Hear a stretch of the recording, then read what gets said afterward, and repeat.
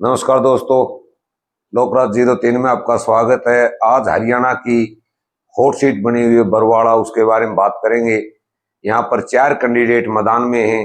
वैसे तो कैंडिडेट और भी हैं, लेकिन जो मुख्यतः कैंडिडेट हैं वो 4 ही अभी तक मैदान में नजर आ रहे हैं। प्रोफेसर सतपाल, गंगवा साहब, घोड़ेला जी और संजना सातरोत।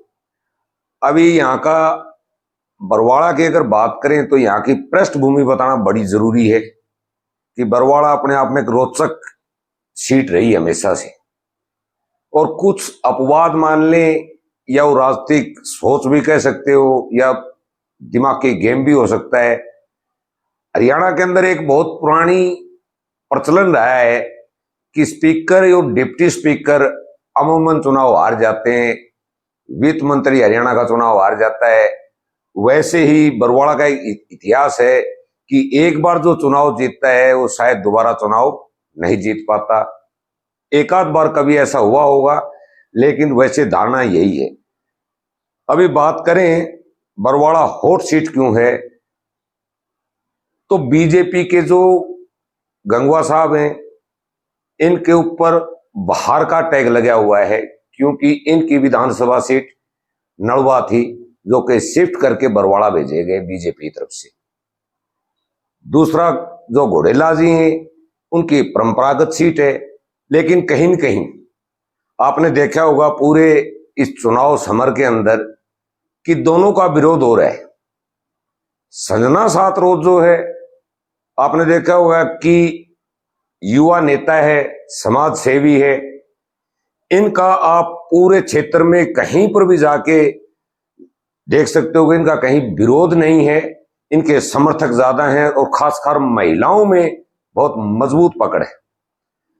साथ में जो पिछला लोकसभा का चुनाव हुआ था जहां जेपी जी बरवाड़ा की सीट पर 10,000 के आसपास चुनाव लूज कर रहे थे, भले ही बाद में लोकसभा में कामयाब रहे। जो जेपी जी का जो वोट है वो ट्रांसफर होके वो बीजेपी में जाना नहीं चाहता।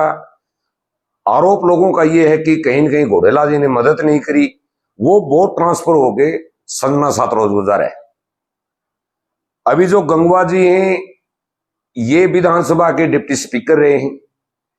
लोगों का ऐसा आरोप है कि इन्होंने कभी बरवाड़ा के अंदर ये आए ही नहीं, केवल मात्र चुनाव लड़ने के लिए आए हैं। तो जो बीजेपी का कोर वोट बैंक को छोड़ के जो एक लोकल वोट बैंक होता है, कुछ समय, कुछ 5 साल के लिए, 10 साल के लिए, वो वोट बैंक भी कहीं न कहीं असमंजस में है।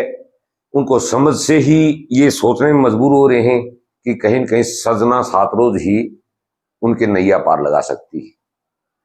अब तीसरी बात इसमें अगर आप गौर से पूरे समझने की कोशिश करोगे तो यहां पर इनेलो का वोट बैंक बहुत भारी है, जो पीछे छिटक के जेजेपी, कांग्रेस, बीजेपी कई जगह चला गया। वो वोट बैंक कहीं न कहीं बरवाड़ा के अंदर खासकर आप नजर मारोगे तो इकट्ठा होता नजर आ रहा है। दूसरा, जो शैलजा जी के बारे में जो टिप्पणी करी गई वो कितनी सही थी कितनी गलत थी, उस पर माफी मांग ली, ये कोई मुद्दा नहीं है। लेकिन राजनीति के अंदर डैमेज कंट्रोल को संभालने के लिए बहुत लंबा टाइम चाहिए, जो कि 5 अक्टूबर लास्ट है, शायद अब इनसे संभल नहीं पा रहा है। तो यहां जो वोट बैंक है वो लगभग संजना को सपोर्ट कर रहा है। जो बहुजन और इनेलो का जो परंपरागत वोट बैंक है उसके साथ में भी इन लोगों के जो अपने व्यक्तिगत जो वोट मांगने का तरीका है, शायद कहीं न कहीं अब की बार इस चुनाव में आप देख रहे होंगे कि बदलाव है। मैं किसी पार्टी विशेष से या किसी राजनीतिक मतभेद से या किसी के प्रति रंजिश से ये वीडियो नहीं बना रहा हूं। जो हकीकत है उसके हालात आज ये हैं कि संजना सातरोत 10,000 वोटों से लीड कर रही है, जो नंबर 1 पर बनी हुई है। गंगवा जी और घोड़ेला जी के लिए समीकरण बदलते रहते हैं। जैसे जैसे टॉप लीडरशिप आएगी वैसे तो उस टाइम में बहुत कुछ क्लियर ही हो जाएगा। लेकिन जहां कहीं घोड़ेला जी वोट तोड़ रहे हैं वहीं गंगवा जी भी उनके वोट तोड़ रहे हैं। दोनों के बीच में फाइट है। संजना आज जो इनकी टॉप लीडरशिप जिसको बहुजन समाज पार्टी इनेलो के भी लीडर आए नहीं है, अभी रैली होने इनकी बाकी है। उस रैली से और क्लियर हो जाएगा। संजना सातरोज आज अपने वर्करों के साथ मैदान में डटी हुई है और अभय चौटाला के और बहुजन समाज पार्टी के निर्देश अनुसार चुनाव लड़ा जा रहा है। उनने बहुत एक क्लियर कहा है एक सभा के अंदर कि किसी भी सूरत में बीजेपी को समर्थन नहीं देंगे। और इतने आत्मविश्वास के साथ अभय चौटाला का यह कहना कि मैं खूंटा गाड़ दूंगा, मुख्यमंत्री मैं ही बनूंगा, तो इससे साफ जाहिर होता है कि जो राजनीतिक पंडित वो समझ रहे हैं कि हरियाणा के अंदर त्रिशंकु विधानसभा की तरफ जा रहे हैं, बहुमत शायद किसी के पास नहीं है। इसमें किसी को जो अगर कमेंट्स भी करना है तो आपको इसी पर मैं एक डाटा दे दूंगा जो आप समझ लोगे कि कुछ क्षेत्र के अंदर कांग्रेस बड़ी मजबूत है, कुछ क्षेत्र के अंदर बीजेपी बड़ी मजबूत है। और वहीं